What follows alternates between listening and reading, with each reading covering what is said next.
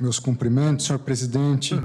Eu mencionava a ADI 4451, fazia referência, em verdade, à medida cautelar, cuja relatoria estava à época sob a responsabilidade do ministro Aires Brito.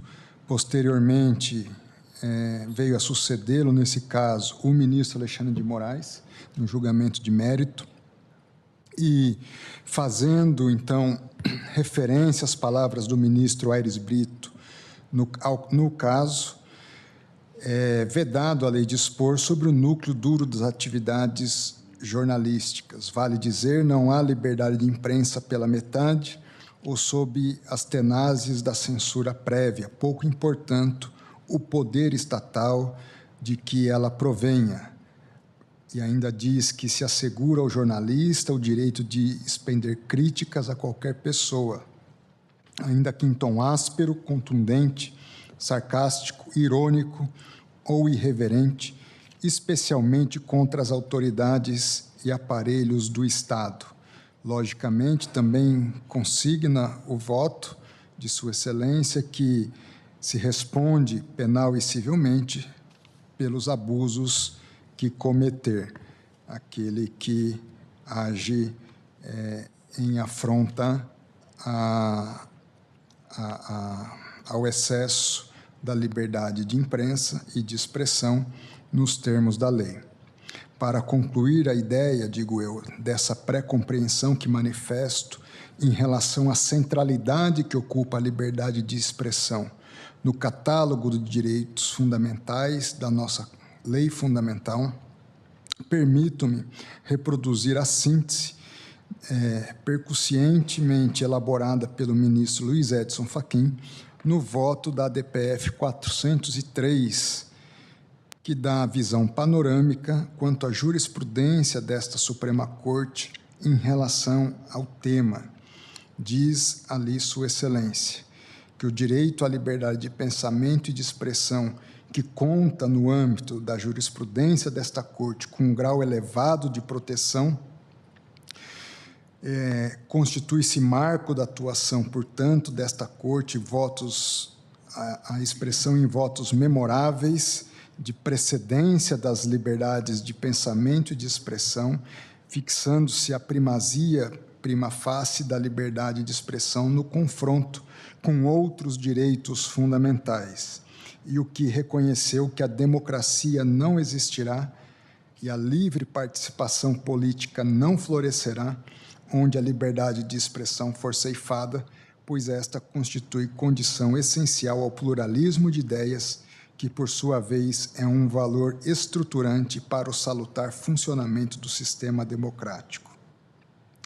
Em cada um desses casos, reconheceu-se não apenas a liberdade de expressar o pensamento, como também a de ter opiniões. Seja como for, digo eu, o que não se pode perder de vista é que a liberdade de expressão vem em socorro, essencialmente, do discurso contrário, da fala áspera, do comentário crítico, por vezes até mesmo antiético, imoral e, quando não verdadeiro. Do contrário, ela seria inútil, absolutamente desnecessária. Em arremate ao ponto, recordam-se as palavras do Justice Holmes no caso Estados Unidos versus Schirmer, onde está registrado que se existe algum princípio da Constituição que imperativamente requer mais apego do que qualquer outro, é o princípio da liberdade de expressão. Não a liberdade de expressão para aqueles que concordam conosco, mas a liberdade para as ideias que odiamos. Passo agora ao tópico que trata da questão... Ministro André, só ratificando, reiterando, a frase boa da Rosa de Luxemburgo, liberdade de expressão é para quem pensa diferente da gente, né? Quem pensa igual não precisa. Não precisa. Ou não nos incomoda, ao menos, né? Vou falar agora de um outro tema, dentro do contexto, sobre fake news como sintoma de um quadro de transformações sociais. Fenômenos como a proliferação em massa de notícias falsas não são exatamente novos. Nesse sentido, remeto-me às provocativas ponderações do cientista político Fernando Schuller ao comparar o momento atual de expansão da internet e das mídias digitais com o surgimento da imprensa a partir da invenção de Gutenberg. Diz o cientista político: reprimir notícias falsas, rumores sediciosos, identificar seus autores. Essas eram expressões que estavam em uma proclamação do rei Henrique VII da Inglaterra em 1487. Soa familiar. Pois é, quando observo a situação atual em torno da desinformação, de todos os incríveis riscos rondando os discursos de ódio e desestabilizadores, me lembro do quanto estamos ficando velhos.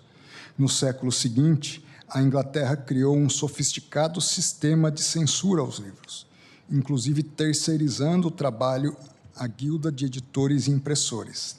O pânico vinha da prensa, daquela invenção diabólica de Gutenberg, que infestou a Europa de livros e incendiou as pessoas.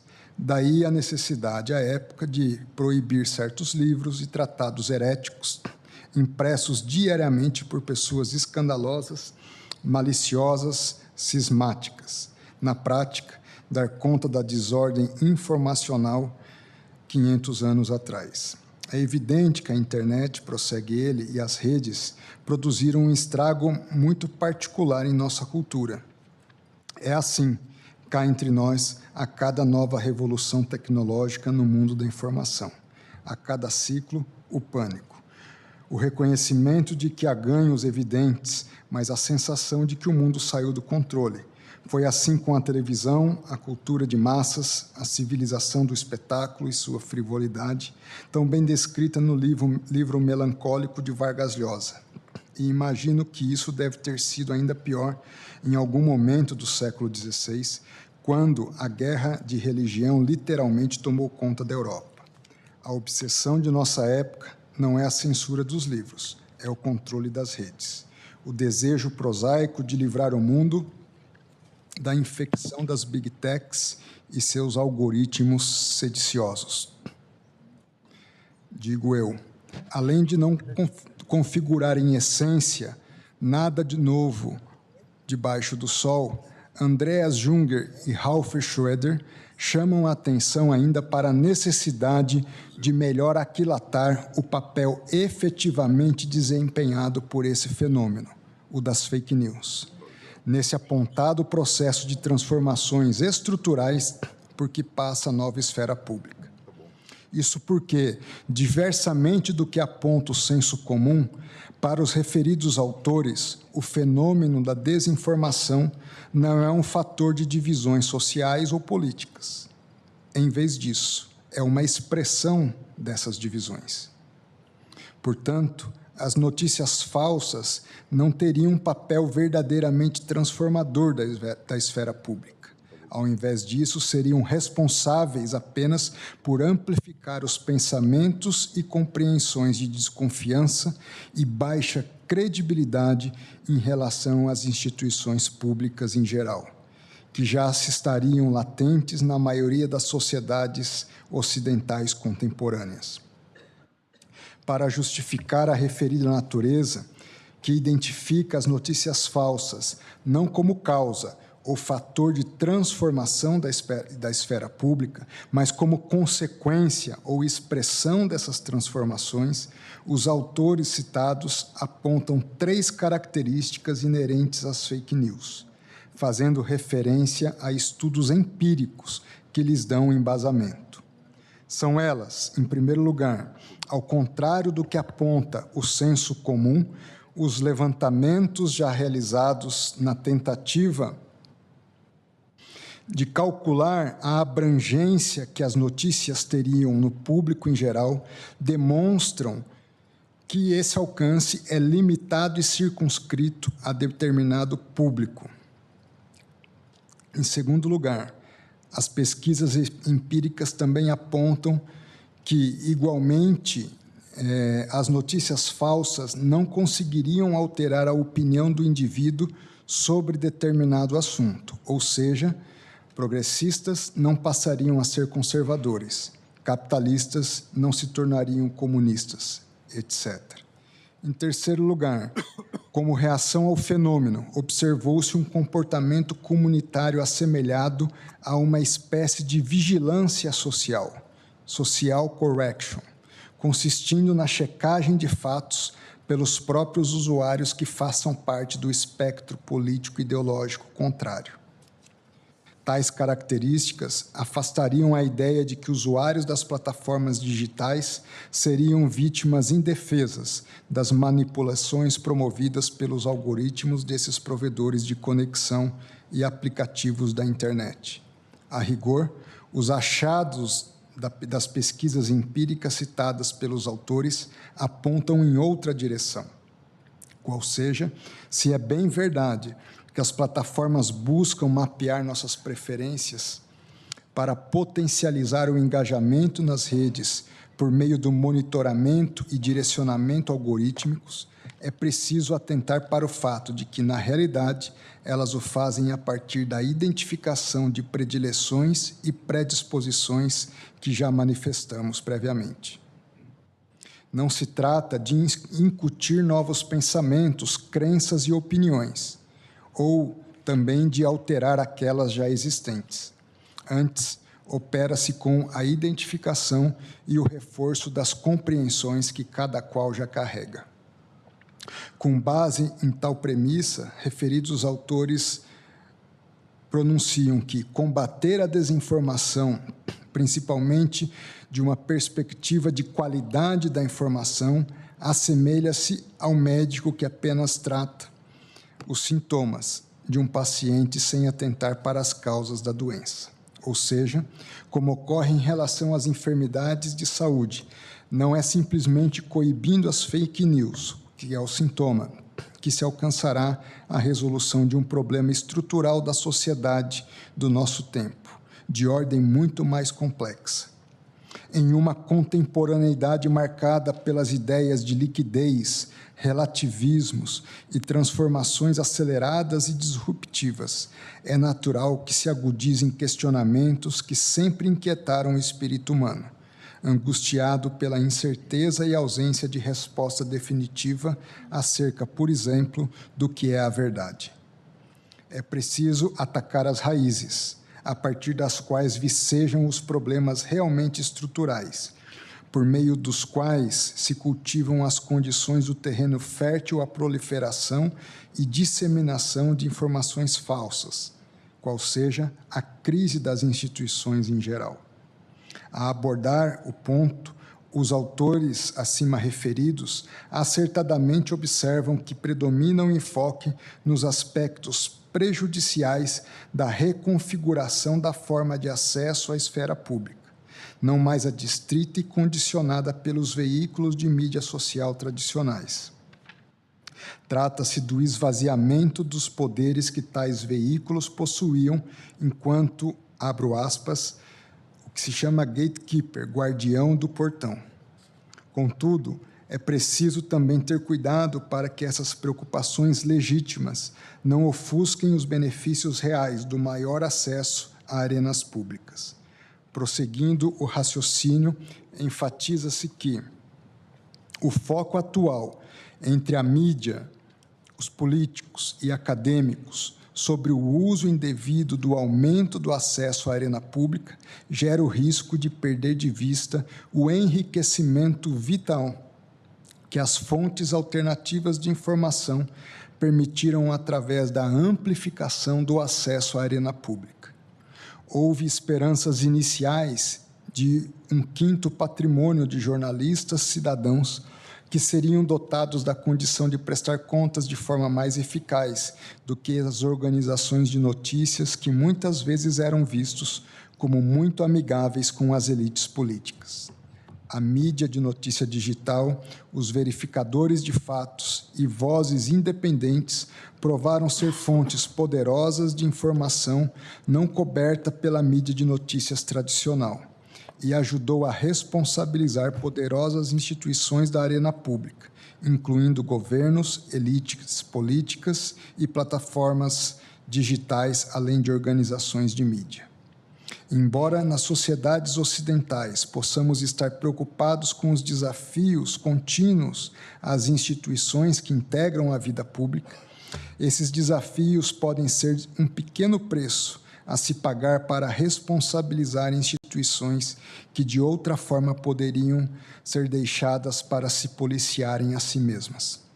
Isso vale em dobro para os países com instituições democráticas apenas fracamente estabelecidas, como democracias em transição ou estados autoritários. Aqui, as oportunidades para ter acesso não filtrado à arena pública e as oportunidades associadas para examinar publicamente e responsabilizar instituições poderosas são de suma importância. Mais adiante, aponta-se para os riscos que são, estes sim, potencialmente mais danosos à democracia e à preservação das instituições de forma geral, a desconexão política e a consequente ausência de engajamento da população pelos mecanismos políticos tradicionais.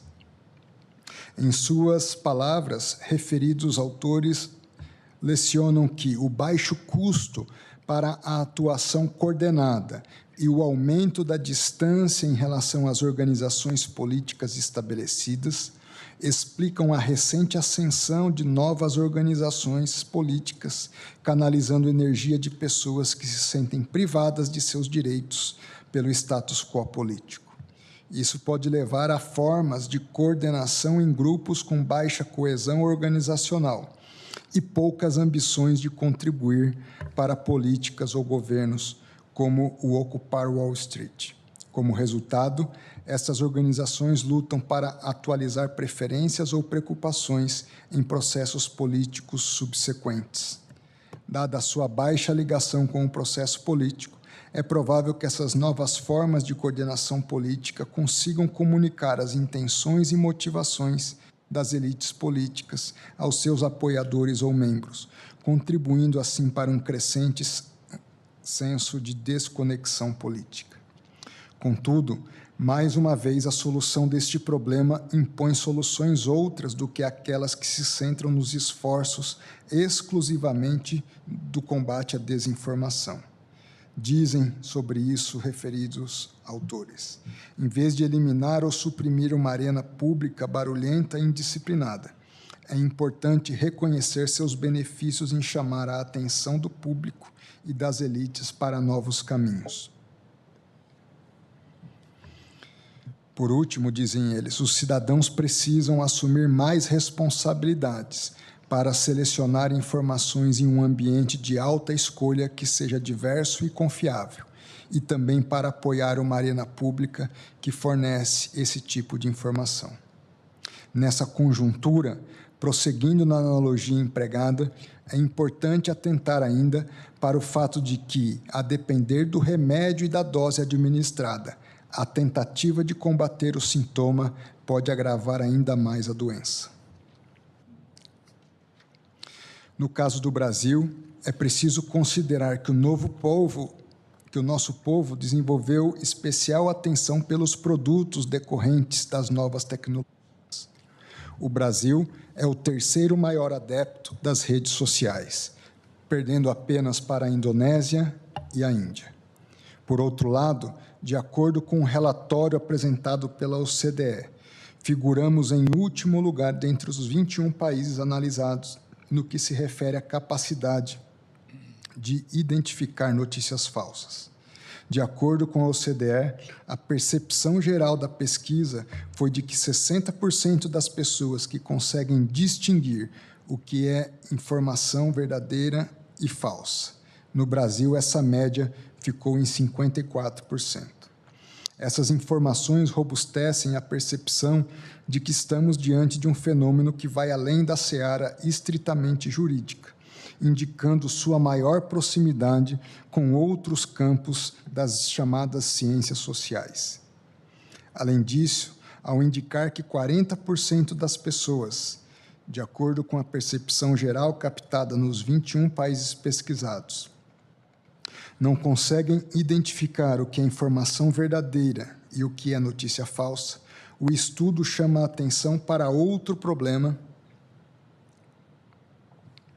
inerente à questão das fake news, que diz com a nossa própria limitação em traçar de modo claro, objetivo e abstrato, ou seja, sem considerações acerca do contexto no qual a informação está inserida, o que vem a ser, de fato, uma notícia falsa.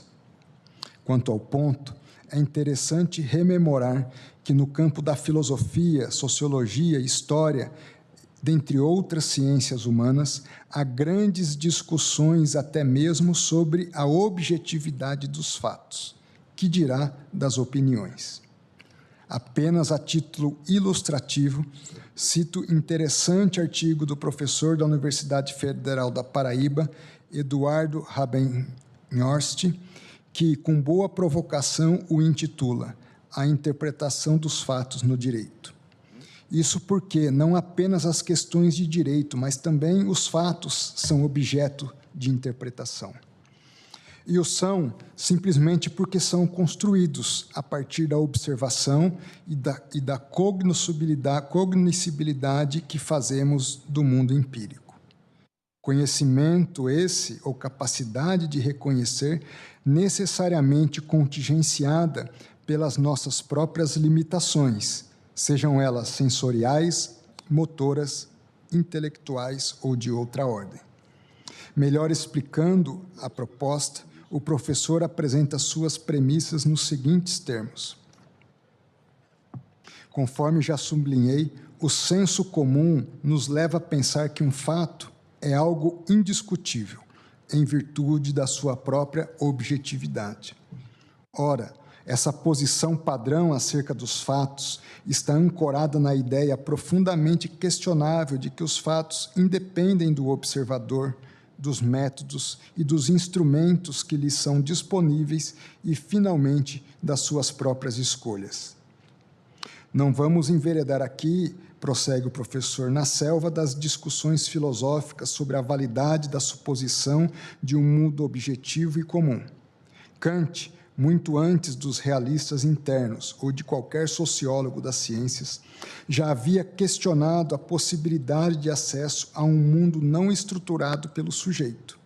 Por isso, não é preciso muita ousadia filosófica para se concordar com a ideia de que fatos, de alguma maneira, são construções.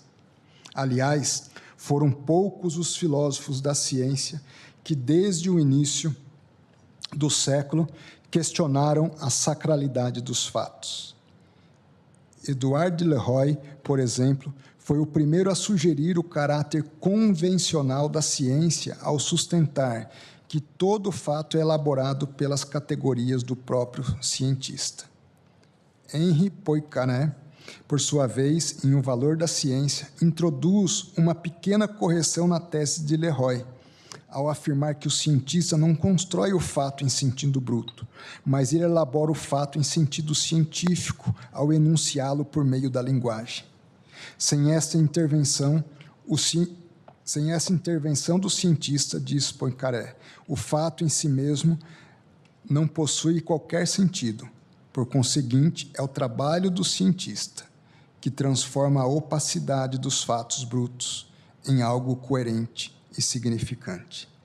Mas as objeções mais poderosas contra a ideia padrão de fato vieram da teoria analítica da linguagem. Criticando os excessos cometidos pelo chamado Círculo de Viena, os filósofos analíticos mostraram que não existem proposições puramente empíricas, destituídas de um aspecto teórico. Nesse sentido, Os filósofos analíticos observaram que nenhuma relação pode existir entre as proposições da ciência e a realidade bruta, através da qual a verdade destas proposições é estabelecida. No caso, toda correspondência se dá entre proposições, ou seja, entre enunciados linguísticos. Por conseguinte, para que possamos nos referir à realidade, temos necessariamente que torná-la conceitual. Em arremate, referido professor pontua que um fato não é, pois, algo independente da nossa elaboração. Nós construímos os fatos com os meios que nos são disponíveis. E, principalmente, nós os construímos por meio da linguagem. Todo fato, ao ser elaborado, é narrado, e, obviamente, fatos podem ser narrados de diferentes maneiras. Portanto, digo eu, se todo fato é elaborado, se todo fato, ao ser elaborado, é narrado, obviamente podemos contá-lo de diferentes maneiras, sob diferentes perspectivas, e todas elas podem ser tidas como verdadeiras, ou pelo menos não objetivamente falsas. É mais do que razoável identificar a dificuldade que possuímos em discernir notícias falsas das verdadeiras. Na verdade, se trata de dificuldade em estabelecer o que seja a própria verdade. Essas constatações suscitam a potencial inadequação em se buscar solucionar problemas de grande relevância e complexidade social por meio de uma eventual força transformadora que a norma jurídica exerceria sobre a sociedade. Como já alertava William Graham Sumner, a legislação ou os caminhos da lei não conseguem alterar a prática social. A legislação é incapaz de criar costumes. Nesse sentido, é preciso considerar que, num cenário no qual um dos principais fatores das crises atuais centra-se na desconfiança do cidadão em torno da credibilidade das suas instituições públicas, não me parece que seja adotando medidas que, em última análise, irão impedi-lo de manifestar o seu descontentamento com o estado de coisas vivenciado, inclusive por meio da defesa de outros regimes de governo, em substituição aos atuais, sob eventual justificativa de que seria preciso combater, pelo direito, pela lei, a mentira, que se irá superar a realidade da beligerância latente. Isso não significa, por óbvio, que todo e qualquer tipo de discurso mentiroso deva ser tolerado, ou mesmo considerado isento de responsabilidade posterior. O que se pretende afirmar é que não é pelo simples fato de se ser mentiroso que o discurso deve ser automaticamente censurado. Como não é nova a situação, encontra bom direcionamento na doutrina estrangeira da Actual Malice, formulada pela Suprema Corte Americana no emblemático caso New York Times versus Sullivan. De fato, por si só, mentir é errado, mas não necessariamente é crime. Configura desvio ético ou moral, mas que, em regra, não é relevante para o direito. O cristão pode condenar alguém simplesmente porque mentiu. O magistrado não. Este último precisa identificar em que medida determinada mentira configura ato jurídico e culpável, de acordo com os termos estabelecidos pelo legislador, editado por uma autoridade competente, portanto, em momento anterior à prática da conduta, e a partir de uma análise imparcial e desinteressada. Numa última palavra sobre a questão das fake news, parece-me importante recordar o que disse Friedrich Hayek: liberdade concedida somente quando se sabe de antemão que seus efeitos serão benéficos, não é liberdade. Passo agora ao tópico concernente aos desacordos morais razoáveis, complexidade da questão e autocontenção judicial.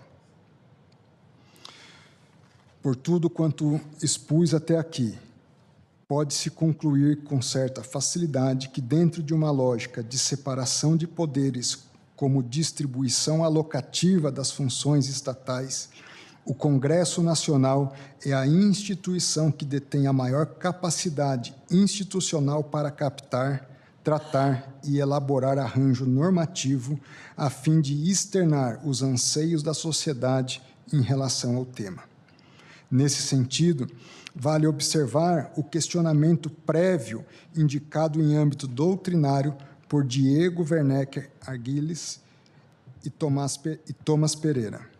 Antes de passar a responder à pergunta, dizem eles, o que a Constituição quer dizer, é preciso indagar.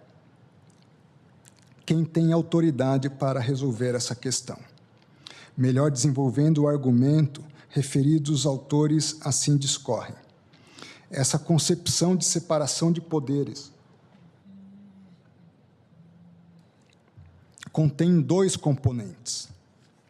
O primeiro é recomendar um desenho constitucional que se misture e se sobreponha às competências institucionais, de modo a criar vetos e freios recíprocos, para que nenhuma instituição concentre poder excessivo. O segundo, como implicação, é reconhecer que, para que nenhuma instituição detenha poder excessivo, a autoridade para decidir determinadas questões precisa ficar invariavelmente fragmentada entre diferentes atores. Prosseguem, se aceitarmos essas duas premissas, é preciso reconhecer, por implicação, que a tarefa de interpretação da Constituição, seja ela feita no âmbito do judiciário ou fora dele, enfrentará pontos de parada obrigatórios. Sempre que surgirem no caminho sobreposições entre os atos e decisões de diferentes instituições. Mesmo que dado agente estatal tenha uma boa resposta do seu ponto de vista para a pergunta o que a Constituição quer dizer, é preciso antes que se pergunte se lhe cabe, como integrante de uma das múltiplas instituições que integram o arranjo da separação de poderes, responder a essa pergunta nesse caso específico. A pergunta, quem tem autoridade para resolver essa questão, também envolve interpretação constitucional, já que a resposta precisará ser construída a partir de regras de competência e procedimento previstas na própria Constituição. Entretanto, enfrentar essa pergunta sobre a autoridade, quem decide essa questão, pode exigir que se abandone em algum momento o enfrentamento da pergunta substantiva. Em conclusão, referidos autores arrematam que não se trata aqui de uma discussão sobre deferência aos outros poderes. Quando se fala em deferência, a imagem é a de um judiciário que, diante de uma questão que esteja sobre a sua competência, na ausência de uma regra específica que regule a situação, não intervenha sobrepondo a sua decisão à de outro poder. Ou seja, sendo a questão controvertida, a deferência orientaria uma atitude de respeito pelas opções do Legislativo ou do Executivo. Não é esse, no entanto, o tema desse artigo. O que se discute é a ideia de que, independentemente do que a Constituição diga substantivamente sobre determinada questão, diante do fato de que as competências também são estabelecidas pela Constituição, deixar de se perguntar quem tem autoridade para decidir é mais do que uma postura ativista, é desrespeito às regras constitucionais. Imaginar que, como guardião da Constituição, todo e qualquer ato do Legislativo ou do Executivo que contrarie uma interpretação do STF está sob a autoridade do STF é deixar de lado a ideia de que a Constituição é composta por regras de dois tipos, as regras de competência e as regras substantivas. Nesse sentido, fazer valer sua interpretação constitucional, ignorando que a Constituição estabeleceu zonas de autonomia para outros poderes, não é o mesmo que defender a supremacia da Constituição, mas sim estabelecer a supremacia do Supremo, o qual teria o poder de desconsiderar regras constitucionais do primeiro tipo em nome de uma suposta priorização de regras constitucionais de segundo tipo. Mas é possível garantir a Constituição violando a Constituição? Questionam os autores. E assim lecionam: levar a sério a ideia de que a Constituição é um documento político significa também levar a sério que constituintes, acertadamente ou não, também fizeram escolhas sobre como dividir competências entre os poderes. De tal forma, se é possível que eles tenham, de fato, atribuído ao Supremo o poder de errar por último, também é possível que, em certos casos, essa prerrogativa tenha sido atribuída a um outro poder ou instituição. Esse é o ponto central da relação entre autoridade e separação de poderes. Se a fonte da autoridade do tribunal é a Constituição, guardá-la significa também guardar o modelo da separação de poderes adotado pelo poder constituinte, mesmo que isso signifique reconhecer a sua incompetência para rever um ato que se considere inconstitucional. Assim, digo eu que a relevância do questionamento prévio anteriormente apontado sobre qual instituição detém a competência para deliberar sobre determinada matéria, esse questionamento é ainda mais de importância ainda mais superlativa quando se está diante de uma matéria que pode ser identificada com o que se convencionou chamar de desacordo moral razoável. Isso porque, em tais situações, prepondera com maior candência o princípio democrático, o qual, em primeiro lugar, inclina a balança entre os poderes para a atuação daqueles que ostentam a legitimidade popular direta, ou seja, a representação por meio do sufrágio periódico e universal. E, em segundo lugar, demanda de qualquer dos poderes constituídos que se esteja atento ao denominado sentimento constitucional. Para além de tais aspectos, por tudo quanto se apontou especificamente em relação ao fenômeno das fake news, diante da sua íntima conexão com os processos de crise institucional e democrática atualmente vivenciados, tem-se como ainda mais imperiosa a adoção de uma postura autocontida.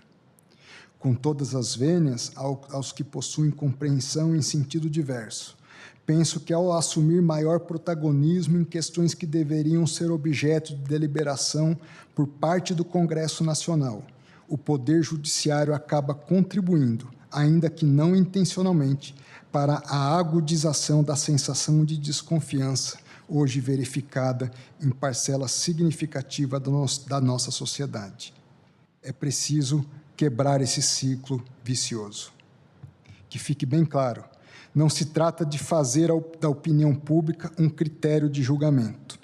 O que se busca apontar apenas são os efeitos deletérios que decorrem da adoção de uma postura ativista, a qual, no presente caso, pode culminar por agudizar ainda mais o problema que se pretende combater. É da identificação dessa contradição que, sob a ótica jurídica, se evidencia a inadequação de superação do legislador. Nada obstante, ciente de que, a partir da afetação dos temas, a sistemática da repercussão geral e à luz da conjuntura atual, este colegiado, deverá avançar para a análise do mérito das questões em discussão.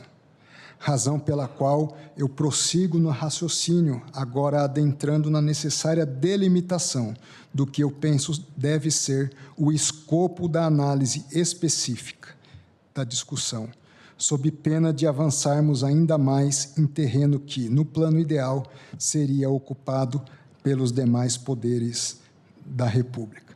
Senhor presidente, a partir desse momento eu começaria a entrar na avaliação do mérito propriamente dito. Eu abriria um capítulo ou um tópico novo que se refere às distinções necessárias sobre provedores de aplicação de internet em âmbito da rede social. Aí eu consulto Vossa Excelência se prossigo ou interrompo. Acho que, em razão do horário, ministro André, faz mais sentido retomarmos amanhã, Tá bem. ao início da sessão, com o voto de Vossa Excelência. Eu creio que cheguei aqui no ponto médio, vamos dizer assim, metade praticamente do voto. Então, eu creio que Terminamos amanhã. amanhã.